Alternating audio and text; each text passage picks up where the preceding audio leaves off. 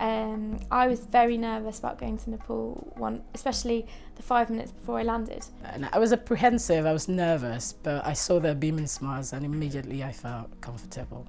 On the first morning of going to the office, Razu came and picked me up on his motorbike. I've never been on a motorbike before, so that was interesting. Well, Sierra Leone is where I come from, and I thought it'd be good to sort of combine the two, do the voluntary work and spend time with my family.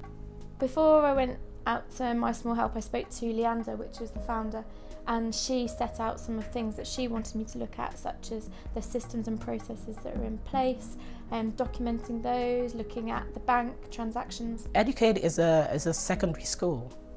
They provide free education for kids aged between 11 and 15. These are some of the poorest kids who have been affected by the war in Sierra Leone. One of the schools in London, in Knightsbridge, had raised about £1,500, I think, to fund the Mary Birch Children Orphanage. So one of my projects was to create a template that provided all the information the trustees needed in order to release that money. You had to think of all aspects, from the input into how is the data being pulled and what sort of data you require. So when I was there, we sort of sat down and went through every formula in the spreadsheet.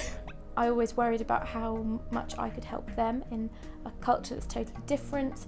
I questioned it. I didn't think I had enough skills or knowledge to actually train someone or teach them that sort of accounting. But on the day one I knew very little, but actually even basic Excel skills were helpful. I would say definitely go for it. It was just good to actually see things you have recommended being put to action and seeing people appreciate the work you do. All your training at being chartered accountants will come back into play. No matter how little help you provide, it will make a big difference.